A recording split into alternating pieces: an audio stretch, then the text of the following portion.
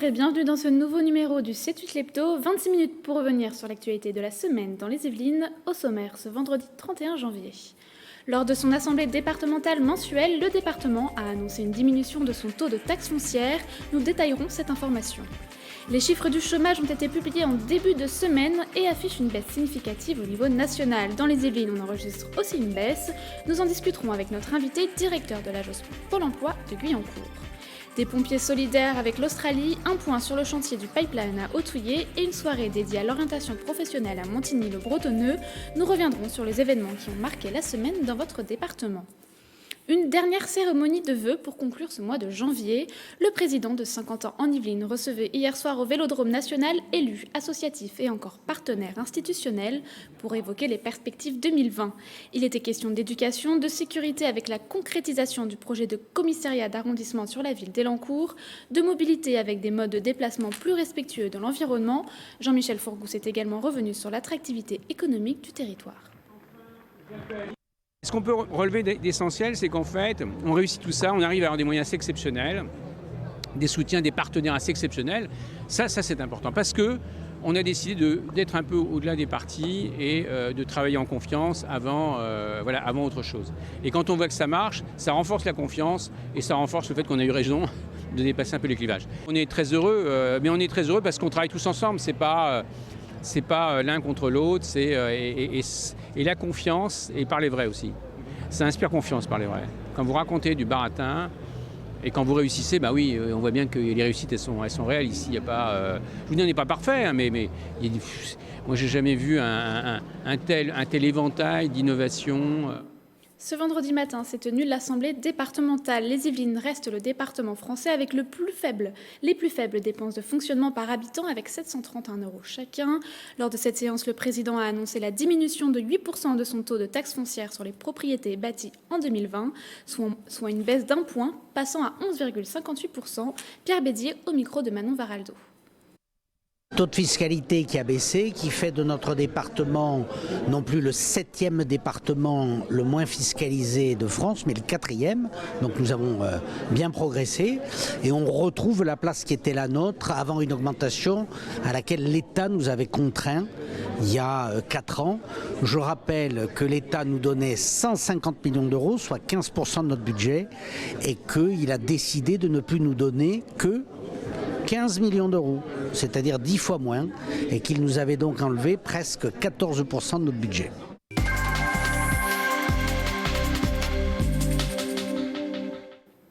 En début de semaine, Pôle emploi a publié ses chiffres du chômage, une baisse record du nombre de demandeurs d'emploi depuis la crise de 2008, avec un recul de 3,3% au niveau national.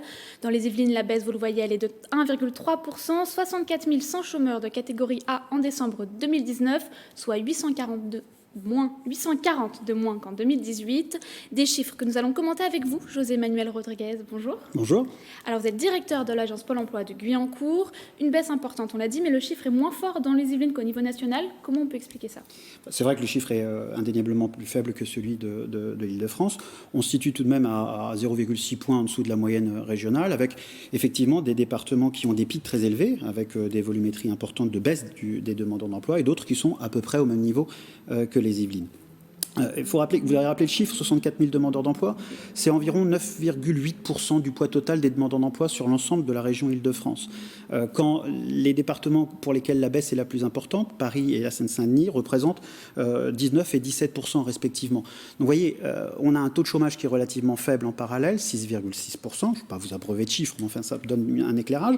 Et entre ce taux de chômage qui est relativement faible et la volumétrie des demandeurs d'emploi qui est pas faible, mais qui est quand même nettement inférieure à ce qu'elle est par ailleurs, on se rend compte qu'on a affaire à une situation où on commence à toucher un noyau dur de chômage, de personnes qui sont installées dans du chômage de longue durée et des freins périphériques qui sont des éléments autour de les difficultés de logement, de santé, de mobilité parfois. Et c'est vrai que pour nos conseillers, il y a un sujet autour de comment travailler autrement avec ces publics et comment travailler en partenariat avec d'autres acteurs. Alors, Il faut aussi dire que c'est un département, les Yvelines est un département historiquement dynamique, avec des zones d'emploi importantes. Nous sommes sur une zone d'emploi 50 en Yvelines particulièrement importante, avec plus de 50 000 emplois. C'est le cas aussi de Vélizy sur une autre partie du département. La Vallée de Seine, qui est une partie du département avec un réservoir d'emploi important. Et il faut signaler aussi que les Yvelines sont situées quand même au carrefour de d'autres zones d'emploi proches. La Défense, pour ne pas la citer, qui est la première zone quasiment d'emploi de France. Et puis Paris Intramuros, qui est quand même à quelques kilomètres à peine de notre zone. Donc tout ça concourt au fait que c'est un département qui est déjà historiquement avec un taux de chômage et un volume de demandeurs d'emploi plus faible qu'ailleurs. Et c'est vrai que là, on arrive à toucher quelque chose de plus complexe. C'est ce qu'on appelle la polarisation du marché de l'emploi. Un marché de l'emploi qui fait que les personnes qui sont extrêmement qualifiées retrouvent un emploi plus facilement. Les personnes qui sont moins qualifiées retrouvent un emploi parce que la situation économique est meilleure, peut-être parfois de moins grande durée, avec beaucoup d'allers-retours entre chômage et retour à l'emploi. Et les emplois intermédiaires, eux, sont ceux qui aujourd'hui peuvent un peu souffrir de la situation, souffrir de manière relative, parce qu'encore une fois, on est sur une situation qui est moins importante que ce qu'elle a été par le passé et moins importante que ce qu'elle est sur certains départements d'Île-de-France. Vous l'avez dit, ce qui est rassurant, c'est que c'est le noyau dur finalement du chômage longue durée qui a été touché. Comment on explique finalement cette baisse du chômage ? Elle est liée au fait que un certain nombre de mesures qui ont été prises probablement sont aujourd'hui payantes. La baisse du coût de l'emploi, la mobilisation. Alors nous, à Pôle emploi, on accompagne ces éléments de conjoncture avec une mobilisation accrue autour de la facilitation des entreprises sur le recrutement. C'est 61 conseillers qui s'occupent aujourd'hui des questions liées au recrutement. Sur l'ensemble du département, on a augmenté de 17 conseillers cette capacité à traiter des besoins d'entreprise et à réduire la durée de ces recrutements difficiles. On a un élément autour d'un partenariat fort avec le conseil départemental sur le traitement justement des demandeurs d'emploi les plus éloignés, les bénéficiaires du RSA et les minima sociaux, autour d'une convention qui est maintenant devenue historique, qui est là depuis 2015 et qui est l'accompagnement global. Juste rappeler l'accompagnement global en 2019, ce sont près de 1600 demandeurs d'emploi, 1595 pour être précis, qui ont été accompagnés conjointement par des travailleurs sociaux et des conseillers de Pôle emploi, qu'il faut saluer sur la qualité du travail rendu, et qui a provoqué 51% de retour à l'emploi sur des publics qui sont largement installés dans le chômage. Deuxième élément, c'est qu'il y a un plan d'investissement sur les compétences qui fait que concrètement, en 2019, les services de Pôle emploi se sont mobilisés en lien avec certains autres services et les conseils régionaux, notamment en ce qui concerne l'achat de formation, pour faire en sorte que des actions de formation se mettent en place pour permettre à nos demandeurs d'emploi d'adapter leurs compétences aux besoins des entreprises. C'est 13 000 personnes qui ont bénéficié d'une action de formation, et quand on regarde si les personnes, au terme de l'action de la formation, sont arrivées à retrouver un emploi, c'est presque 60% qui ont recouvré un emploi au terme de ces formations. Des formations autour de la logistique, des formations aussi de remise à niveau, parce que de plus en plus, la remise à niveau est nécessaire, parce qu'on recrute de moins en moins sur des diplômes que sur des aptitudes à pouvoir apprendre, et des aptitudes surtout à la relation sociale, à la capacité à pouvoir être en interface avec un public. Et donc, c'est un point important. 24 000 demandeurs d'emploi ont bénéficié de prestations de retour à l'emploi. Travailler avec eux sur comment un entretien doit se dérouler, comment on travaille la recherche d'emploi, comment est-ce qu'on valorise justement ces candidatures, comment est-ce qu'aujourd'hui on passe de métiers recherchés qui étaient l'emploi perdu à quelque chose d'autre qui est plutôt rechercher des emplois qui réinvestissent des compétences qu'on détient. Et cette approche compétence, elle est essentielle aussi à travailler avec les entreprises. Et on s'est attaché beaucoup à Pôle emploi en 2019 à mettre en place des événementiels, on labellise #vers un métier, et qui permettent à des entreprises de venir valoriser leur métier auprès de demandeurs d'emploi, parfois en présence d'organismes de formation, et Pôle emploi joue son rôle d'intermédiaire. Et puis, il y a aussi d'autres partenariats qui sont mis en œuvre avec la Fédération française du bâtiment, avec l'Union des métiers de l'industrie hôtelière et avec le Club hôtelier des Yvelines, en lien avec la Chambre de commerce et d'industrie, qui visent justement à faire connaître des métiers qui, aujourd'hui, peut-être ont plus de difficultés à recruter. Et c'est tout le travail de Pôle emploi que de permettre de trouver ce champ des possibles dans les recrutements des entreprises, à la fois chez les demandeurs d'emploi, en ouvrant le spectre des possibilités de projets professionnels, et à la fois du côté des entreprises, en diversifiant le mode de contact avec les demandeurs d'emploi, mais aussi en faisant évoluer, peut-être, un tant soit peu, leur mode de fonctionnement concernant le recrutement. Le diplôme est peut-être moins important que la capacité d'adaptation des personnes. Donc un accompagnement, de la formation, des partenariats avec des entreprises. Et ce retour à l'emploi, est-ce qu'il est stable au final? Est-ce que c'est des contrats qui ne sont pas précaires mais durables? Il est stable, puisque concrètement, quand l'emploi n'est pas stable, vous ne voyez pas les chiffres de baisse être aussi importants, même s'ils sont, encore une fois, relativement. Mais la question, c'est pas un score, hein, c'est pas une compétition plus que ça, mais c'est des emplois pérennes. Et ce qui nous le démontre à nous, c'est que l'incrémentation des offres d'emploi de 10% se fait sur des CDI, sur des contrats à durée indéterminée, et sur des contrats à durée déterminée longs, au détriment de tout ce qui est contrat à durée déterminée court, ou même des missions intérimaires courtes. Donc, ce qui démontre bien que le marché de l'emploi a fortement évolué aussi. L'attractivité des offres d'emploi est devenue un vrai sujet pour les employeurs aussi. Très bien. Alors, quels sont les secteurs qui recrutent finalement dans les Yvelines ? Alors, je vous le disais tout à l'heure, à la fois les secteurs qui sont extrêmement demandeurs de compétences techniques. On a un volant d'entreprises importantes autour de l'informatique, autour de l'ingénierie. Nous sommes sur un territoire où il y a le technocentre. Et ce technocentre donne beaucoup de travail à beaucoup de prestataires de l'ingénierie. Il y a les métiers classiques de la vente et du commerce. On a des centres commerciaux, sur les Yvelines on en a plusieurs et qui sont pourvoyeurs d'emplois. Les métiers de l'aide à la personne sont aussi des métiers qui, on le sait bien, sont des vrais leviers aujourd'hui et des vrais leviers de retour à l'emploi. L'hôtellerie-restauration constitue encore et toujours un élément important. On est sur un département touristique aussi pour partie. Et le transport logistique, parce que nous avons des plateformes logistiques, parce que nous avons des entreprises du secteur industriel qui ont aussi besoin de travailler sur la gestion des stocks et sur le transport. On arrive à la fin de cet entretien. Merci José Manuel Rodriguez d'être venu sur notre plateau. On passe à l'essentiel de l'actualité de la semaine.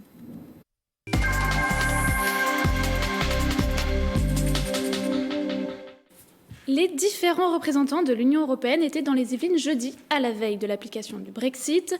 Ursula von der Leyen, David Sassoli et Charles Michel se sont réunis à la maison Jean Monnet, située à Bazoches-sur-Guyonne, lieu symbolique de la construction de l'Union. Les trois présidents ont débattu de l'avenir de l'Union, les défis géopolitiques actuels et les transitions climatiques et numériques. Ils ont rendu une déclaration publique commune largement orientée sur le Brexit ce vendredi. Une action solidaire maintenant en faveur de l'Australie ravagée par les incendies. 10 personnes, dont 8 sapeurs-pompiers des Yvelines, vont aller sur place afin de prêter main forte au secours. Ils partent du 6 au 21 février.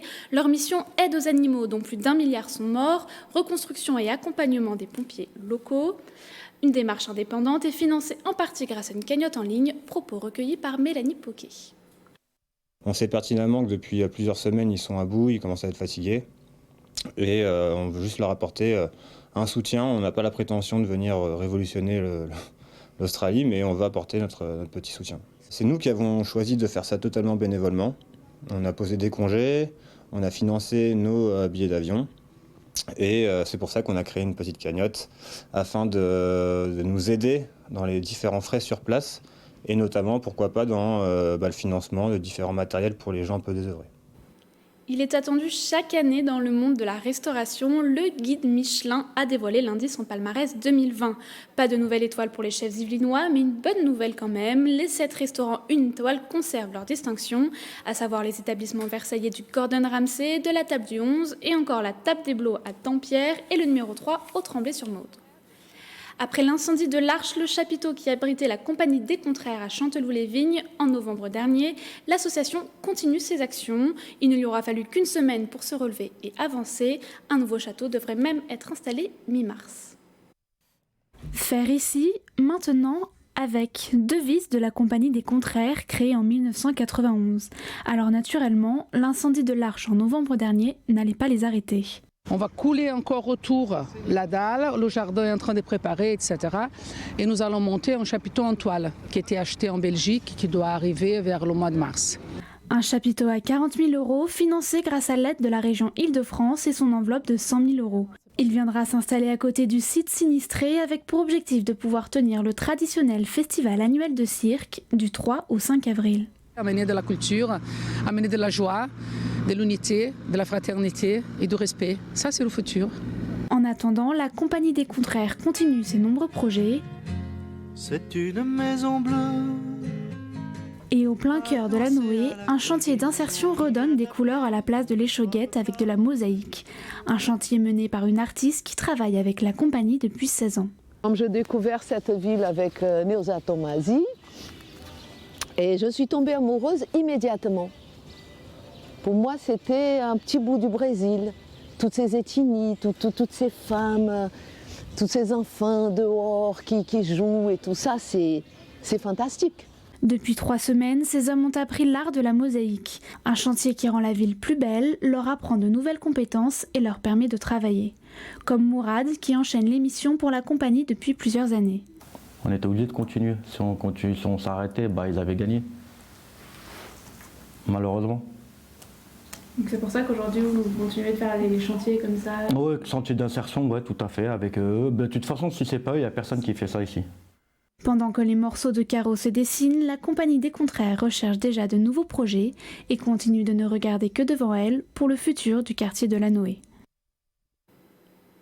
Direction maintenant Hautouillé, nous avons pris des nouvelles du chantier du pipeline. Ce dernier s'était rompu il y a 11 mois, provoquant une fuite de 900 000 litres de pétrole. Le morceau endommagé a été remplacé depuis mars 2019. 50 000 mètres cubes de terre polluée ont été retirés. Des contrôles de pollution sont toujours en cours. Le protocole de Total a été envoyé à la préfecture pour recevoir une validation de l'État. Fin du chantier prévu pour octobre 2020. On écoute le chef du projet de réhabilitation au micro de Nicolas Dandry et Jade Brun. Nous sommes donc en train de rapporter de la terre minérale autour du pipeline pour le protéger. Et dans une deuxième phase, on rapportera de la terre minérale et de la terre végétale pour permettre aux agriculteurs de reprendre leurs pratiques culturales classiques. On creuse plus ou moins profondément en fonction de la qualité des sols que l'on prélève et que l'on fait analyser dans des laboratoires pour savoir si on a des hydrocarbures ou plus d'hydrocarbures. Collégiens, lycéens et étudiants avaient rendez-vous mercredi en fin de journée à Montigny-le-Bretonneux pour leur orientation. Organisée par le pôle jeunesse de la ville, la manifestation avait plusieurs objectifs, informer mais aussi rassurer les plus stressés. Aurélie Ronce. Réfléchir sur son avenir professionnel à la lueur des bougies, c'est le concept proposé depuis 2012 par le service jeunesse de Montigny-le-Bretonneux. Différents pôles d'information ont permis aux élèves mais aussi à leurs parents d'y voir plus clair. C'est très compliqué, en plus nous on a quitté l'école il y a déjà un moment, donc on connaît moins les écoles, les filières d'aujourd'hui. Dans l'informatique par exemple, beaucoup de nouveaux métiers se sont créés qu'on ne connaît pas, donc c'est pas évident pour nous de pouvoir les aider, les aiguiller. Souvent il y a une part d'angoisse autour de l'orientation, le fait d'être accompagné par des professionnels, ça permet de dédramatiser un petit peu et de prendre le temps.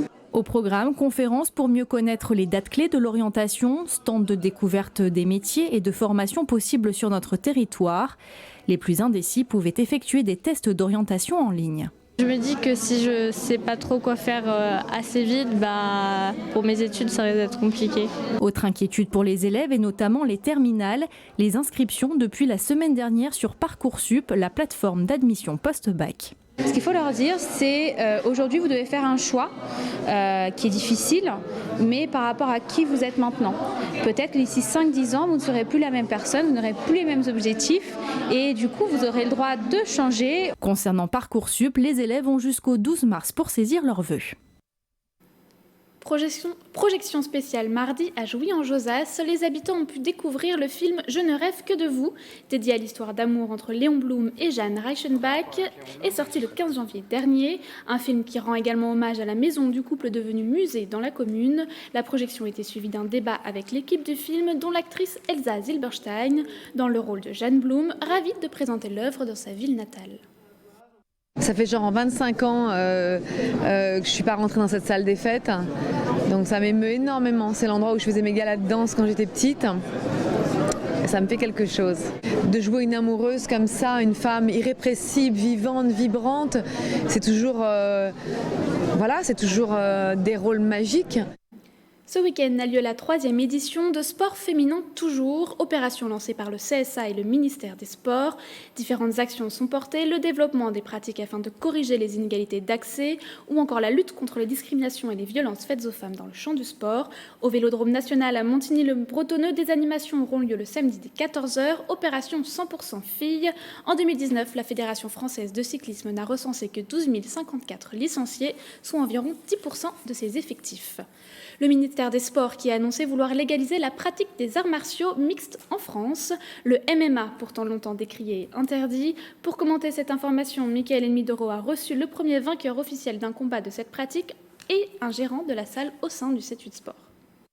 Le choix qui a été donné, c'est la boxe anglaise. C'était pas celle qui était donnée gagnante du tout. Dans les différents sondages, en fait, elle arrivait très loin.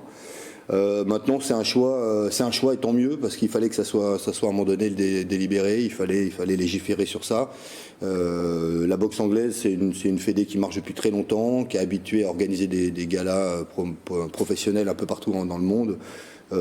Si réellement les moyens sont mis derrière pour développer le MMA et toute la partie éducative, parce que le combat c'est bien, mais c'est toute la partie éducative, c'est comment encadrer les enfants correctement dans les salles. Si les moyens sont mis par la Fédé pour ça, c'est génial. Dans tous les cas, c'est un grand pas pour le MMA. Dans quelques semaines, le Salon de l'agriculture ouvrira ses portes. Comme chaque année, le département des Yvelines y fera bonne figure. L'occasion pour notre rubrique Ça s'est passé de revenir sur l'édition 2019.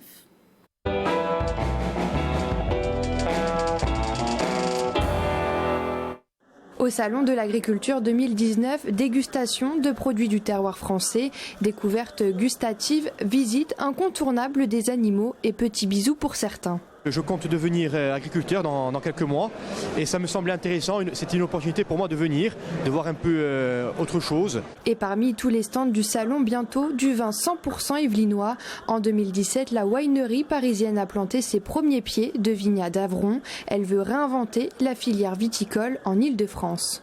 L'idée pour nous, c'était de reproduire des vins dans l'ancienne plus grande région viticole de France, qui est l'Île-de-France, pour produire des grands vins dans la région, sur la plaine de Versailles. La première cuvée est annoncée pour 2020. Côté assiette, la ferme des Alluets propose des légumes anciens et nouveaux sur l'étalage topinambour, radis noir ou rutabaga. J'ai une 50aine d'hectares en fruits et légumes que je revends sur les marchés en Île-de-France. Carottes roses, choux de Bruxelles rouges. Nous vendons vraiment des légumes qui sortent de l'ordinaire. Le département des Yvelines est le deuxième territoire agricole d'Île-de-France. Il participe au salon pour la deuxième fois avec les Hauts-de-Seine. Ils sont complémentaires parce que l'agriculture, c'est une production et une consommation. Et si les Yvelines sont un département producteur, ce que les Hauts-de-Seine ne sont pas, les Hauts-de-Seine, comme les Yvelines d'ailleurs, sont des départements consommateurs. Et en particulier, consommateurs dans nos cantines scolaires de nos collèges. Les Yvelines favorisent les produits locaux et intègrent les produits issus de l'agriculture biologique. Au concours général agricole, Y a eu la médaille d'argent sur un yaourt à l'abricot destiné à la restauration collective pour les enfants des écoles du département. Notre gamme bio, on doit envoyer à peu près 30 à 40 000 pots par mois qui sont dédiés aux cantines, hôpitaux. Le territoire des Yvelines est composé de 90 000 hectares d'espace agricole avec près de 1000 exploitations. L'agriculture, c'est un marqueur fort des Yvelines, aider à l'installation et au renouvellement des générations. Il faut installer des jeunes agriculteurs, des jeunes agricultrices, et donc on y travaille en les aidant financièrement. On les aide aussi à se transformer au niveau écologique, énergétique. Vous pouvez encore faire un tour, le salon de l'agriculture se termine ce dimanche 3 mars.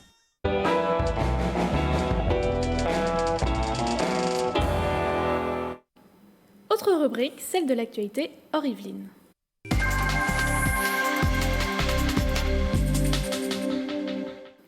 À l'heure de l'exemple du zéro déchet, les poubelles d'Île-de-France n'ont jamais été aussi pleines. Les explications par nos confrères via Grand Paris. En Île-de-France, les poubelles débordent. 7 millions de tonnes d'ordures ont été jetées en 2018. Un chiffre en augmentation, c'est 500 000 de plus qu'en 2017.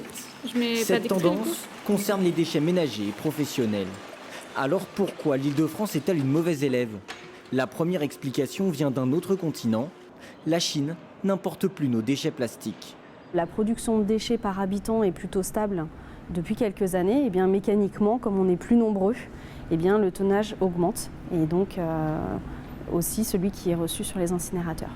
On a d'autres objectifs au niveau de la valorisation énergétique et non plus la valorisation matière. Et ça, par contre, cet objectif est atteint en Île-de-France. L'objectif de 2025 est déjà atteint dès 2018. Autre raison, elle est démographique. La loi de transition énergétique prévoit une réduction de ces déchets en Île-de-France de 30% cette année et de moitié en 2025. Si les objectifs semblent ambitieux, les espoirs se portent sur la valorisation.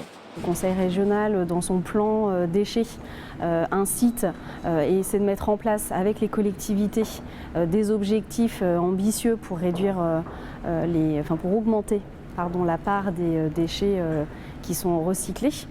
On a d'autres objectifs au niveau de la valorisation énergétique et non plus la valorisation matière. Et ça, par contre, cet objectif est atteint en Île-de-France. L'objectif de 2025 est déjà atteint dès 2018. Pour tenir les délais en Île-de-France, il faudrait réduire la capacité totale des décharges à 1 400 000 tonnes en 2025. C'est la fin de cette édition, merci de nous avoir suivis. On se quitte avec un extrait du spectacle de Caroline Vigneault. Elle sera sur la scène du théâtre Alexandre Dumas à Saint-Germain-en-Laye le jeudi 6 février, pour Week-end sur TV78. Nous, c'est 10 ans plus tard, 1944. Et attends, il va falloir attendre encore 1 an pour avoir le droit de l'exercer. 1945, ma grand-mère a obtenu le droit de voter. Bon, elle a jamais voté. Ah non, mon grand-père voulait pas.